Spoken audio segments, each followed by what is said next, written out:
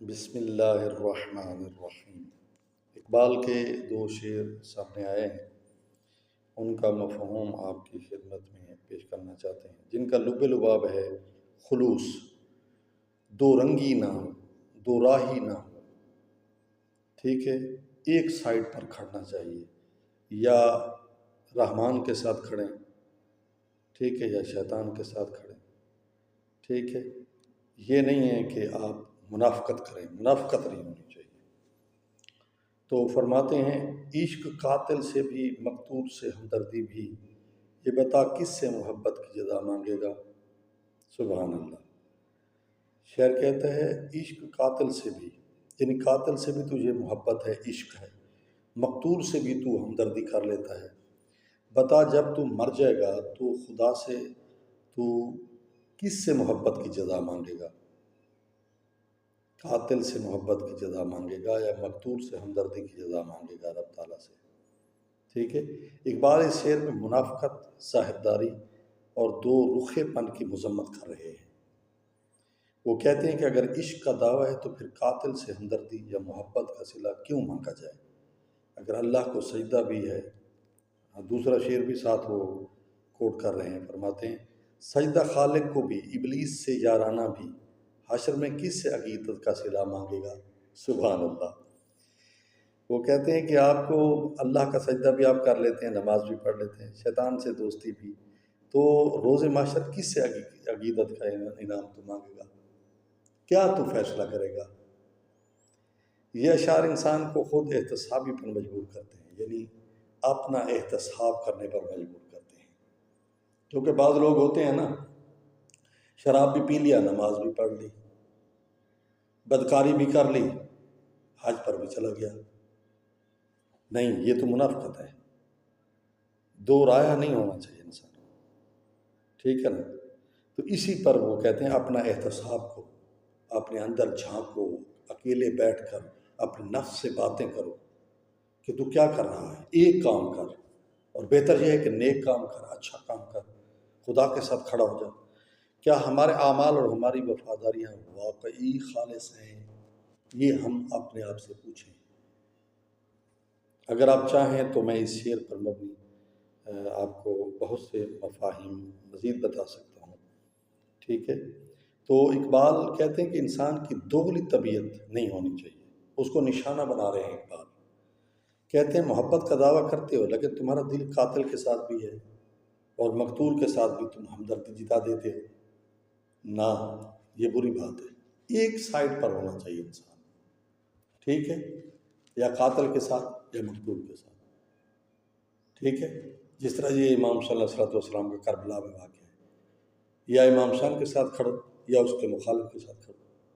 یہ کیا ہے کہ ان کے ساتھ بھی اور ان کے ساتھ بھی، اب جو جنگ ہے یا ایران کے ساتھ یا اسرائیل کے ساتھ، ایک کے ساتھ کھڑا جائے، یعنی جہاں، اور بہتر یہ ہے کہ جہاں حق ہو اس کی طرف کھڑا جائے۔ اگر تم دونوں طرف ہو، ظالم ظلم کرنے والے کے ساتھ بھی ہو اور ظلم سہنے والے کے ساتھ بھی ہو، تو پھر قیامت کے دن محبت کی جزا کس سے مانگو گے۔ بہت خوبصورت یہ فیصلہ کن بات اقبال نے کی ہے۔ یہ شعر ہمیں اخلاص، سچائی اور واضح موقف رکھنے کا پیغام دیتا ہے۔ دوسرا شعر بھی جو ہے سجدہ خالق کو بھی ابلیس سے یارانہ بھی، حشر میں کس سے عقیدت کا صلہ مانگے گا۔ حشر میں کس سے عقیدت کا صلہ مانگے گا۔ ہاں، یہاں بھی اقبال دوغلے پن کو موضوع بناتے ہوئے کہتے ہیں تم اللہ کو سجدہ کرتے ہو، یعنی عبادت کرتے ہو، لیکن تمہاری دوستی اور قربت ابلیس سے ہے، یعنی تمہارے اعمال، سوچ اور طرز زندگی شیطانی اثرات لیے ہوئے ہیں، جس طرح میں نے پہلے وضاحت کر دی ہے اس کی۔ اگر تمہاری زندگی میں اللہ کی اطاعت کے ساتھ شیطان کی پیروی بھی ہے تو روز قیامت تمہاری عقیدت کا اجر کس سے ملے گا، اللہ سے یا شیطان سے۔ اقبال ان اشعار کے ذریعے ہمیں خبردار کرتے ہیں کہ صرف زبانی دعوے کافی نہیں ہوتے، زبان سے کہہ دینا یہ کافی نہیں ہے، دل اور عمل بھی خالص ہونا چاہیے۔ جس طرح ایمان کی تعریف ہے نا، اقرار باللسان، تصدیق بالقلب، عمل بالارکان، کہ زبان سے اقرار کرنا اور دل میں اس کی گواہی دینا، تصدیق کرے دل اس بات کی، اور اعضاء اور جوہرے سے جو ہے انسان پھر کام کرے اس کے مطابق، اس کو ایمان کہتے ہیں، مومن کہتے ہیں۔ سجدہ صرف ایک طرف رکھنے چاہیے، اللہ کی طرف، حق کی طرف۔ دوغلاپن، منافقت اور بے یقینی قیامت کے دن نقصان کا باعث بنے گا۔ ایسا انسان قیامت کے دن گھاٹے میں چلا جائے گا۔ اس لیے انسان، شاعر کہتے ہیں کہ انسان کو چاہیے کہ وہ ایسی باتوں سے پرہیز کرے، اور انسان جو ہے، نوجوان جو ہے خاص کر اس میں جو ہے نا وہ سوچیں اور اس میں غور و فکر کریں۔ یہ بہت بڑی اقبال نے بات کی ہے۔ اس سے انسان کے فوائد کیا ہوتے ہیں؟ انسان کی قدر و قیمت بنتی ہے، دنیا میں بھی بنتی ہے، آخرت میں بھی بنتی ہے۔ دوغلے بندے کی کوئی قیمت نہیں ہے، منافق بندے کی کوئی قیمت نہیں ہے، ٹھیک ہے؟ بس نیکی کے ساتھ کھڑے، بدی کو چھوڑ دیں، اچھے اعمال کی طرف آئیں اور ایک طرف رہیں۔ یہ نہیں ہے کہ آپ ادھر بھی جائیں اور ادھر بھی جائیں، قاتل کے ساتھ بھی مقتول کے ساتھ بھی نہ۔ مولا علی نے بھی واضح فرمایا تھا اپنے بیٹوں کو جب ضرب لگی تھی، تو فرمایا کونا للظالم خصما وللمظلوم عونا، یعنی ایک میرٹ بتا دیا کہ جہاں کہیں بھی ہو، کوئی انسان ہو، یہ نہیں ہے کہ آپ کے کوئی مکتب کا ہو، آپ کے کوئی مذہب کا ہو، آپ کے کوئی فکر کا ہو، نہیں، مظلوم ہے نا تو تم مظلوم کی مدد کرنا، ظالم کی دشمنی کرنا، ظالم کی مخالفت کرنا۔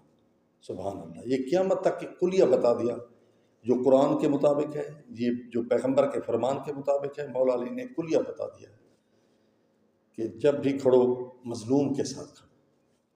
اب دیکھیں ایران والے فلسطین کی مدد کر رہے ہیں، تو بظاہر تو وہ سنی مسلمان ہیں، یہ شیعہ مسلمان ہیں، لیکن چونکہ وہ مظلوم تھے اس لیے ان کی مدد کر رہے ہیں۔ تو اس لیے اقبال نوجوانوں کو یہ بتانا چاہتے ہیں کہ مظلوم کی مدد کرو، ظالم کی دشمنی کرو، چاہے ظالم اپنا کیوں نہ ہو، مظلوم کی مدد کرو، چاہے بظاہر مظلوم جو ہے آپ کا دور کا ہو، قریبی نہ ہو، یعنی واضح ہو، پالیسی واضح ہو۔ دعا ہے اللہ تعالی ہم سب کو جو ہے نا فیصلہ کن زندگی بسر کرنے کی توفیق نصیب فرمائے، حق کے ساتھ کھڑے رہنے کی توفیق نصیب فرمائے، حق کا ساتھ دینے کی توفیق نصیب فرمائے، سچ کے ساتھ کھڑا ہونے کی توفیق نصیب فرمائے، تاکہ آخرت میں ہم اللہ سے صلہ مانگ سکیں، کیونکہ دنیا تو 4 دن کی ہے، ایک 4 دن کی چاندنی پھر اندھیری رات۔ السلام علیکم ورحمۃ اللہ وبرکاتہ۔